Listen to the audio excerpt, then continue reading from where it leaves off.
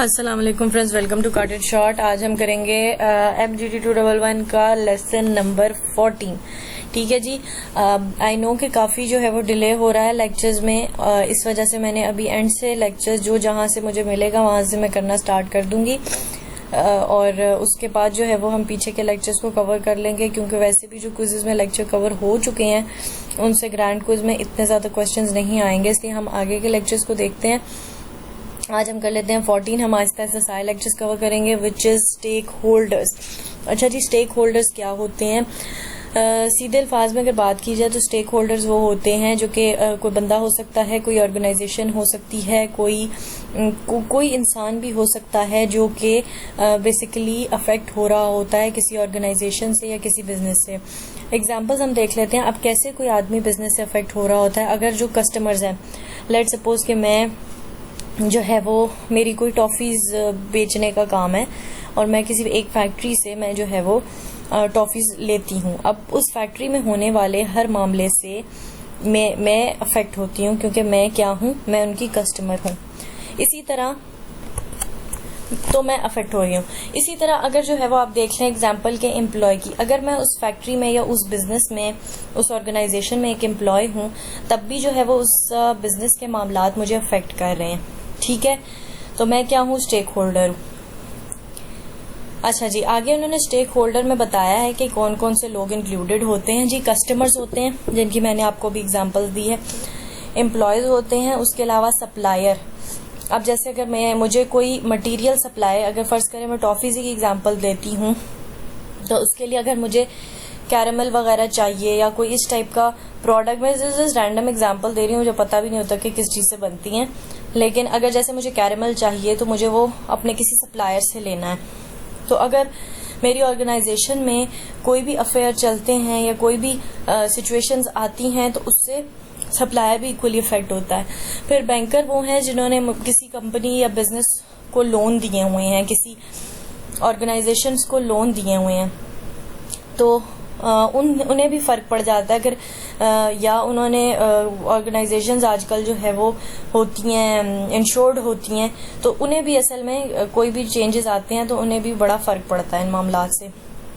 Government को भी काफ़ी फर्क पड़ता है और वो इंटरेस्टेड होती है कि क्या मामलात हो रहे हैं। ठीक है, ये बेसिकली स्टेक होल्डर्स है, वो लोग हैं जो कि बिजनेस से अफेक्ट होते भी हैं और बिजनेस को अफेक्ट करते भी हैं।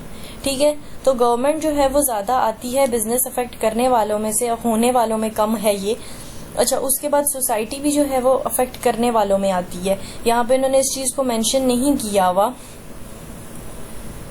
कि जो है वो people who are interested in the affair of the business and affect the business and affected by the business.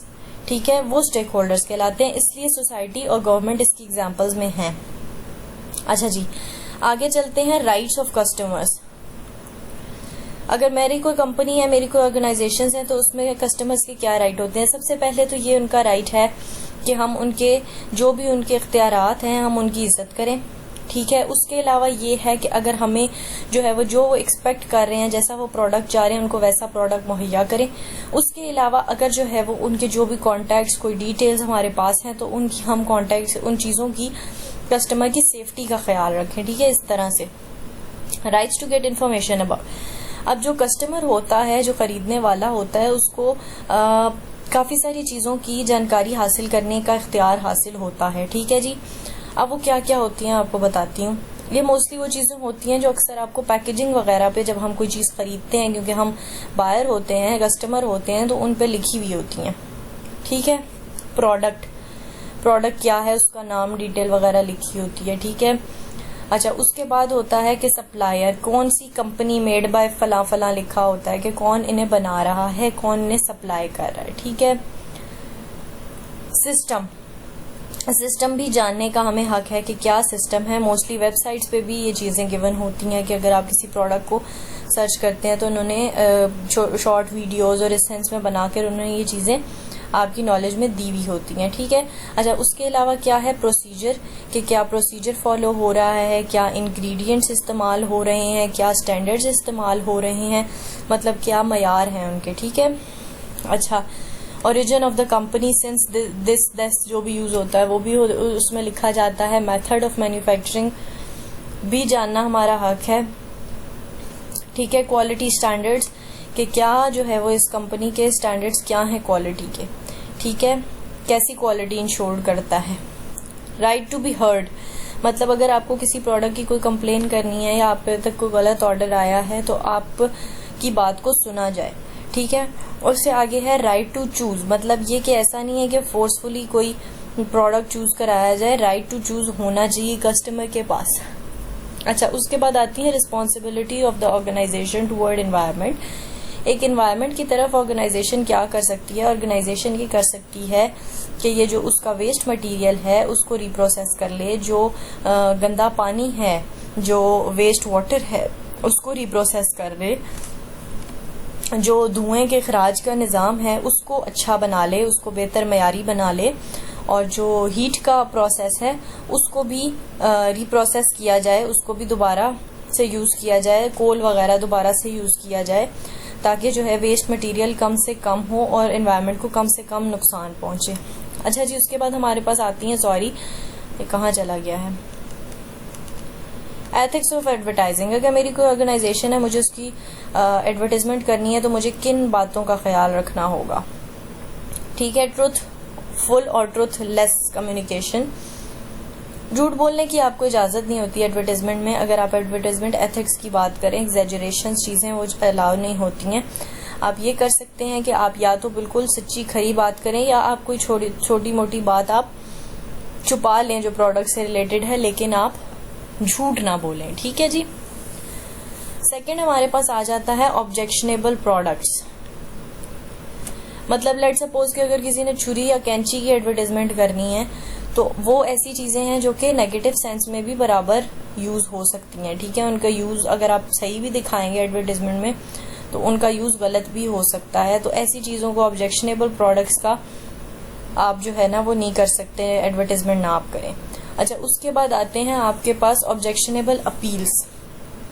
किसी किस्म की अपील करना कस्टमर्स के साथ, कोई ऑब्जेक्शनेबल अपील। अब इसकी मेरे जहन में कोई एग्जांपल नहीं आ रही है, लेकिन आप किसी भी किस्म की अगर आपको मतलब फर्ज करें मेरा कोई प्रोडक्ट है और मैं आकर जो है वो कोई अजीब सी अपील करने लग जाऊं, या मैं कोई झूठी मनगढ़ंत अपील आपको बताऊं कि जी आप घर जीतने का मौका और ये और वो, जबकि ऐसा कुछ ना हो, ठीक है, एग्जिस्ट ही ना करता हो। मतलब हकीकत में भी लोग कराते हैं, लेकिन अगर नहीं है और झूठा है और ऑब्जेक्शनेबल है और मैं ऐसी कोई अपील करती हूँ तो वो गलत होगा। अच्छा, उसके बाद है फियर फैक्टर्स। फियर फैक्टर्स ये हैं कि आपके जो भी इंसान के फियर फैक्टर्स हैं उनको इन्वॉल्व ना किया जाए एडवर्टाइजमेंट में, उनसे एडवर्टाइजमेंट को दूर रखा जाए, ठीक है।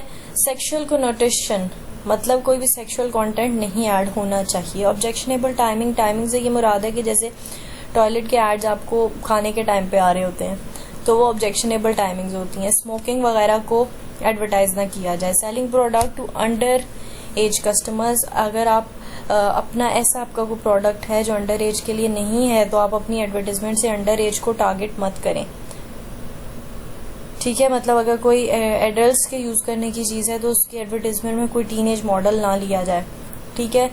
डिस्क्रिमिनेशन, जो कि आजकल कलर डिस्क्रिमिनेशन एड्स में बहुत ज्यादा दिखाई जाती है, वो चीजें गलत हैं। Health and safety of employees, मतलब ये कि हेल्थ और सेफ्टी जो उनके वर्कर्स हैं, जो मॉडल्स हैं, जो एडवर्टाइजिंग कर रहे हैं, उनकी हेल्थ और सेफ्टी का ख्याल रखना चाहिए। अच्छा, उसके बाद हमारे पास आते हैं विसल ब्लोअर। बड़े मजे की टर्म है। इनका मतलब ये होता है कि जो हम आम जुबान में कहते हैं ना ये तो बड़ा शिकायती टट्टू है, वो वाली चीज होती है कि जो विसल ब्लोअर होता है वो बहुत होता है शिकायती सा एक बंदा होता है जो कि होने वाली कंपनी में सारी चीजें होने वाली की शिकायतें लगाता होता है इधर उधर, ठीक है। इसमें हम इस तरह कहेंगे कि पर्सन जो कि एक आदमी या इंसान जो कि अथॉरिटी में होने वाले इलीगल और डिसऑनेस्ट चीज़ों के बारे में बताता है, उसको हम विसल ब्लोअर कहते हैं। People who see irregularities and bring them in the knowledge of the management, ठीक है। वो आदमी जो देखता है कि क्या गलत हो रहा है और फिर वो मैनेजर के या मैनेजमेंट के नॉलेज में लेकर आता है, वो होता है विसल ब्लोअर। मतलब विसल ब्लो करके खतरे की लामत देता है। मैनेजमेंट क्या है जी? मैनेजमेंट वो है जो दूसरों से चीजें मैनेज करके करवाती है अच्छे तरीके से, ठीक है, हैंडल करती है। काम कोई और करता है, ये सिर्फ उन्हें चीजों को हैंडल करती है। मैनेजर कौन होता है? वो पर्सन होता है जो मैनेजमेंट को चलाता है और दूसरे लोगों को और प्रोजेक्ट्स को और ऑब्जेक्टिव्स को मैनेज करता है। फंक्शंस ऑफ अ मैनेजर, ये तो आई गेस आप खुद सोचे तो आप लिख सकते हैं अच्छी तरह से।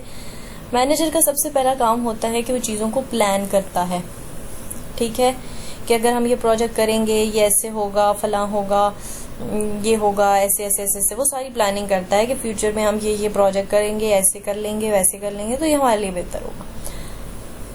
उसके बाद ये ऑर्गेनाइज करता है चीजों को, ठीक है, मतलब सारे जितने भी होने वाले ऑफिसेज के या ऑर्गेनाइजेशंस में कामकाज हैं उनको मैनेज करता है, उनको ऑर्गेनाइज करता है। मतलब ये कि इस ग्रुप ने ये एक्टिविटी करनी है, ये ग्रुप ये एक्टिविटी करेगा, ये तब करेंगे, ये अब करेंगे, मतलब इस तरह की चीजों को सुपरवाइज एक तरह से करता है। स्टाफिंग ये है कि ये मैनेजर ही का काम होता है कि ये स्टाफ भर्ती करता है, ठीक है।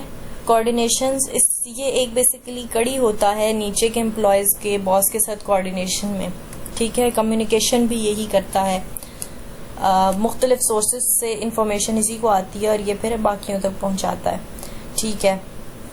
डिसेमिनेशन ऑफ इंफॉर्मेशन, मतलब ये कि ये इंफॉर्मेशन को प्रॉपरली डिस्ट्रीब्यूट करता है कि किस लेवल ऑफ एम्प्लॉय को कितनी इंफॉर्मेशन जानी चाहिए, ठीक है। उसके बाद हमारे पास आता है निगोशिएशंस मतलब ये कि आप जो है वो जो भी इन्होंने टर्म्स एंड कंडीशन सेट करनी होती हैं या कंपनी के साथ या कहीं कोई खरीदो फरोख्त का काम होता है, कोई भी इस टाइप की चीज होती है तो ये निगोशिएट करता है, थोड़ी अपनी टर्म्स एंड कंडीशंस मानता है, थोड़ी उनकी मनवाता है और इस तरह काम चलता है। रिसोर्स एलोकेशंस, जो भी ऑर्गेनाइजेशन के रिसोर्सेज होते हैं उन्हें किस तरह यूज करना है वो भी यही तय करता है।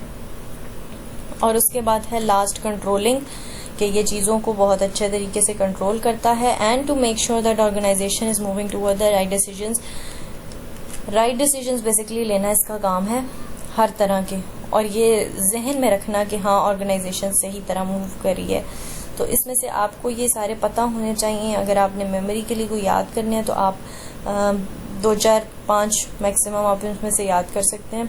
वैसे ये चीज़ें लिखी जा सकती हैं खुद से, इतना कोई ऐसी चीज़ नहीं है कि मैनेजर के वो काम आपको ना पता हो, ठीक है जी। इंशाल्लाह मिलेंगे नेक्स्ट लेक्चर के साथ। तेज़ी में इंसान अक्सर गलत पहुंच जाता है। टिल देन जी टेक केयर, अल्लाह हाफिज़। एंड अगर आपको एमजीडी के नोट्स चाहिए तो आप मुझे आप अपना मुझे ईमेल भेज सकते हैं। मेक श्योर कि आपका ईमेल ठीक हो, पासवर्ड आपको याद हो, ताकि मेरी खबारी थोड़ी कम हो, ठीक है। और एमजीडी के नोट्स हैं थोड़े मतलब जो इम्पोर्टेंट चीज़ें हैं उनमें वही इंक्लूडेड हैं, हाईलाइटेड नहीं है जैसे मेरे बाकी नोट्स होते हैं, लेकिन ये होंगे जो सिर्फ इम्पोर्टेंट कंटेंट क्रिएट कर जो है कंटेन करते होंगे। और अच्छे नोट्स हैं, आपकी हेल्प हो जाएगी अगर आप बहुत फाइनल्स के लिए या मिड्स के लिए थॉरली नहीं पढ़ना चाहते तो। अच्छा जी चलें, टेक केयर जी, अल्लाह हाफिज़।